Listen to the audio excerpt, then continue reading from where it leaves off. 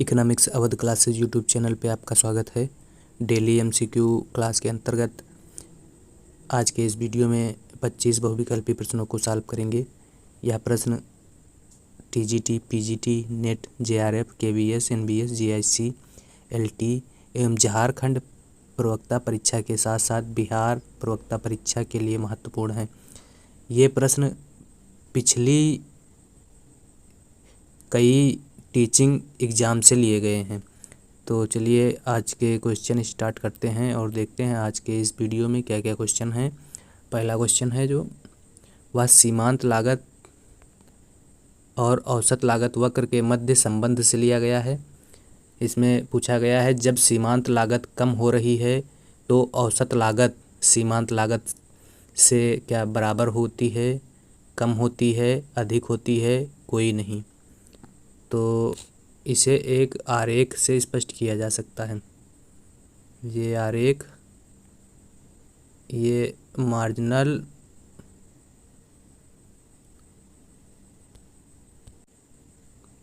Cast और ये average cast है x0y। तो इसमें बताया गया है जब MC कम हो रही हो, मतलब मार्जिनल कास्ट कम हो रही हो ये, तब MC AC से कम होती है और यह AC के नीचे होती है। पहला संबंध जब MC कम हो रही हो, जब AC कम हो रही हो, जब AC कम हो रही हो ये, तब क्या होता है MC AC से कम होती है और AC के नीचे होती है। और दूसरे संबंध में बताया गया है जब AC बढ़ रही हो, ये AC जब बढ़ रही हो तब AC बढ़ रही है तो क्या होगा MC AC से ज़्यादा होगी, मार्जिनल कास्ट एवरेज कास्ट से ज़्यादा होगी या अधिक होगी। तो इसमें पूछा गया है जब सीमांत लागत कम हो रही है तो औसत लागत सीमांत लागत से, सीमांत लागत जब कम हो रही हो तो औसत लागत सीमांत लागत से अधिक होगी। एक ए सही है। और अगला जो संबंध है वह है जब AC स्थिर हो, AC स्थिर हो,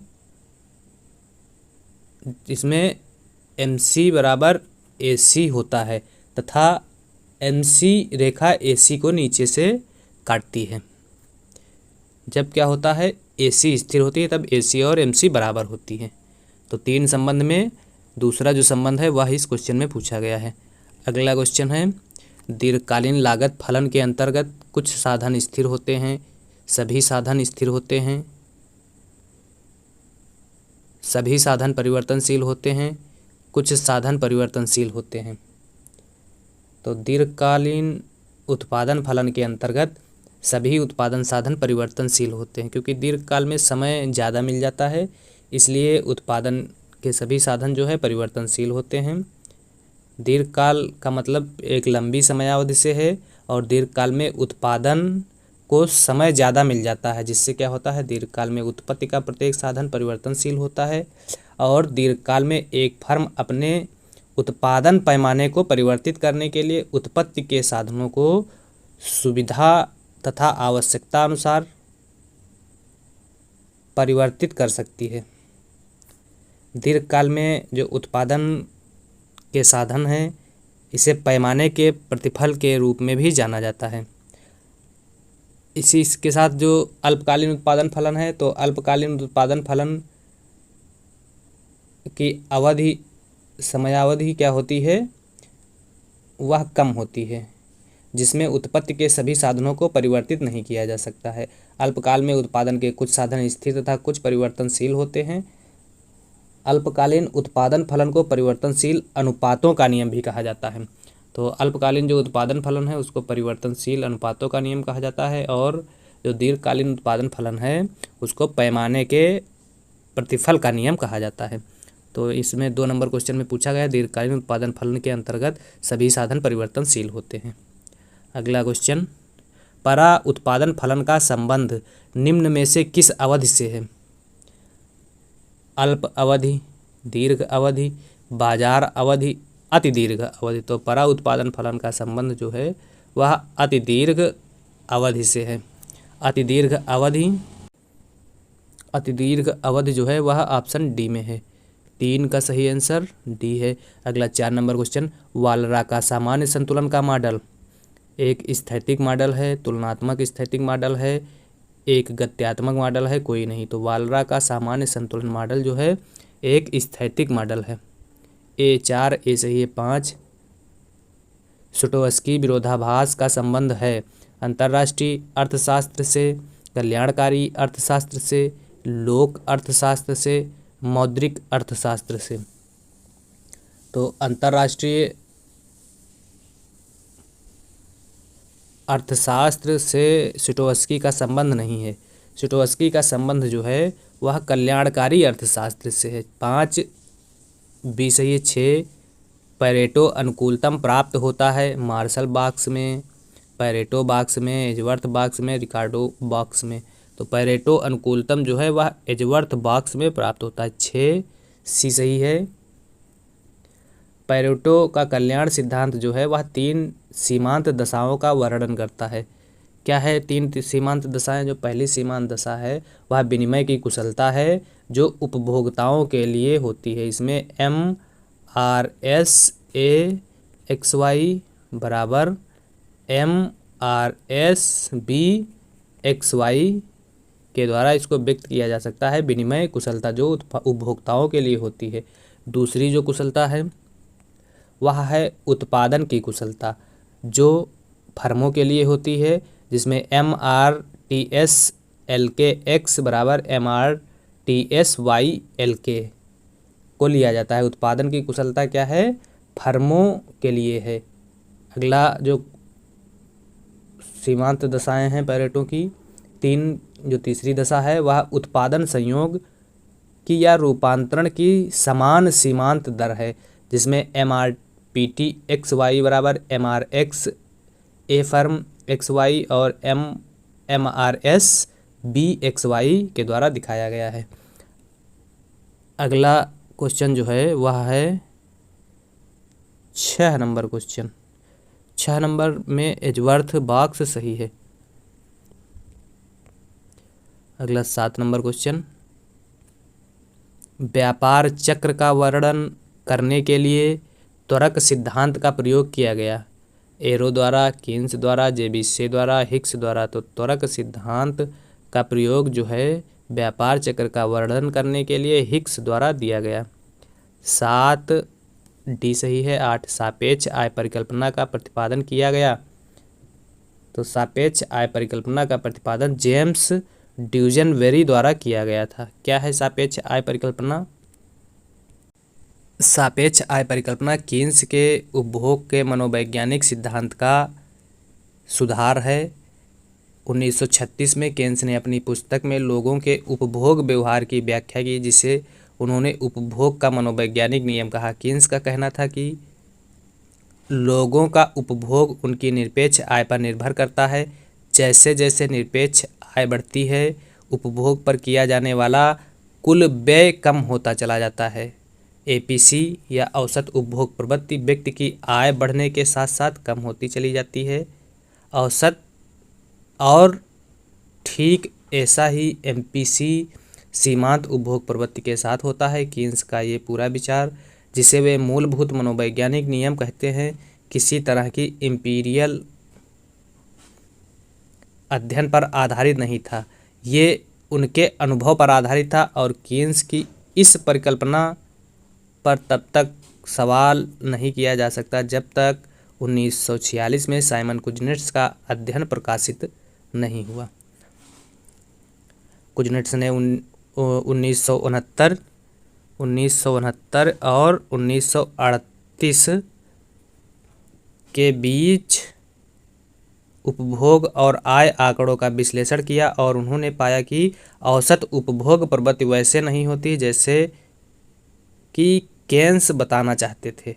इन 70 वर्षों का अध्ययन कर कुजनेट्स ने पाया लोगों की औसत सीमांत उपभोग प्रवृत्ति स्थिर रहती है।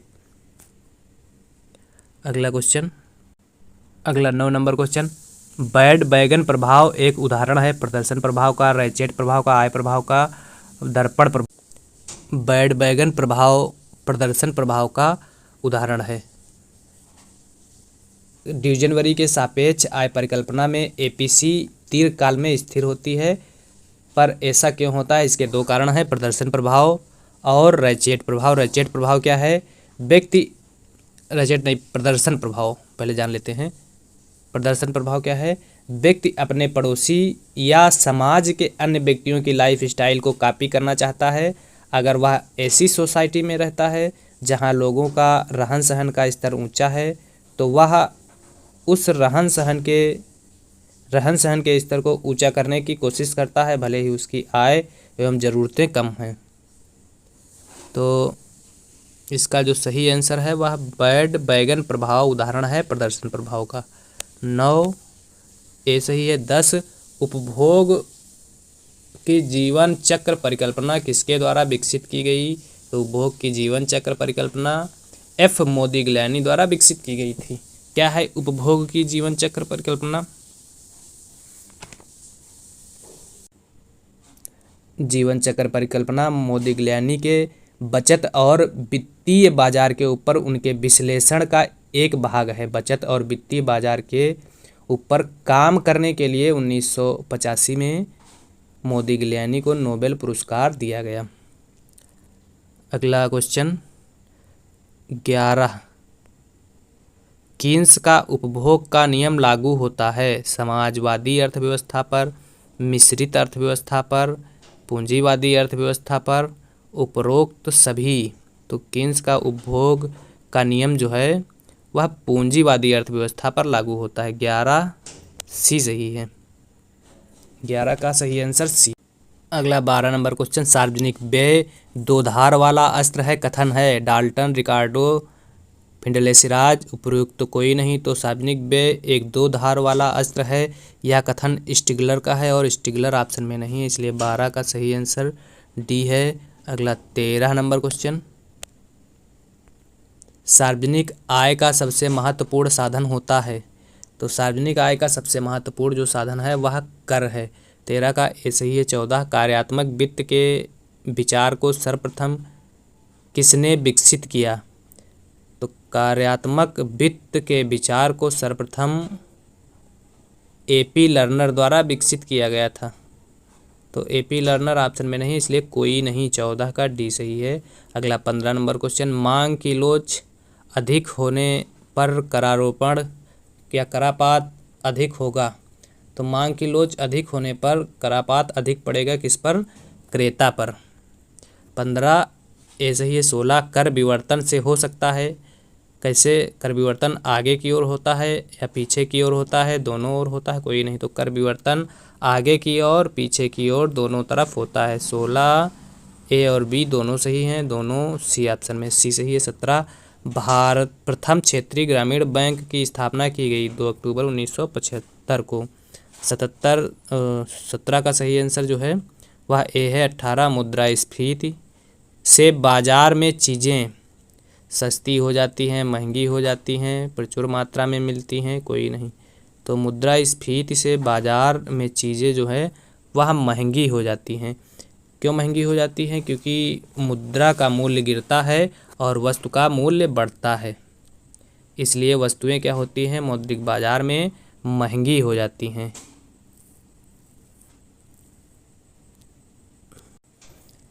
17 का सही आंसर जो है वह है ए। 18 नंबर क्वेश्चन, मुद्रा स्फीति से बाजार में चीज़ें सस्ती हो जाती हैं, महंगी हो जाती हैं, प्रचुरता में मिलती हैं, कोई नहीं। तो मुद्रास्फीति से बाजार में चीज़ें महंगी हो जाती हैं। महंगी किस ऑप्शन में है? सिर्फ यह है कर विवर्तन आगे की ओर पीछे की ओर दोनों तरफ होता है। बाकी प्रथम क्षेत्रीय ग्रामीण बैंक की स्थापना 2 अक्टूबर 1975 को की थी। मुद्रास्फीति से बाजार में चीज़ें सस्ती हो जाती हैं, महंगी हो जाती हैं, प्रचुर मात्रा में मिलती हैं, कोई नहीं। तो मुद्रास्फीति से बाजार में चीज़ें क्या होंगी? महंगी हो जाती हैं। 18 ए सही है। महंगी वस्तुएं मुद्रास्फीति में महंगी हो जाती हैं, मुद्रा को मूल्य गिरता है और वस्तु का मूल्य बढ़ता है। या कह सकते हैं कि मुद्रास्फीति एक वस्तु के पीछे बहुत सारी मुद्रा का लगना ही महंगी मुद्रास्फीति कहलाता है। अगला 19 नंबर क्वेश्चन, निम्न संतुलन पास का सिद्धांत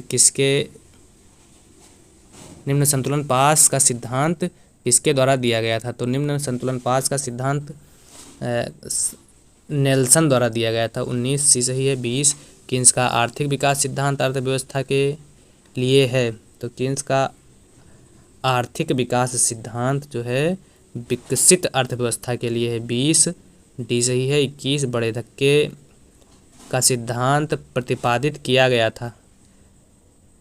तो बड़े धक्के का सिद्धांत जो है वह किसके द्वारा प्रतिपादित किया गया? रोजेनस्टीन रोडान द्वारा।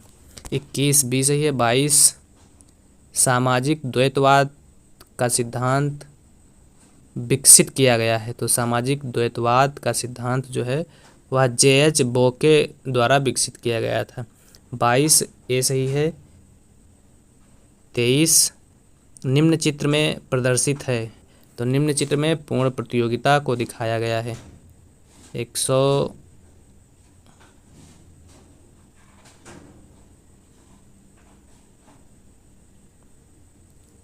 राष्ट्रीय ग्रामीण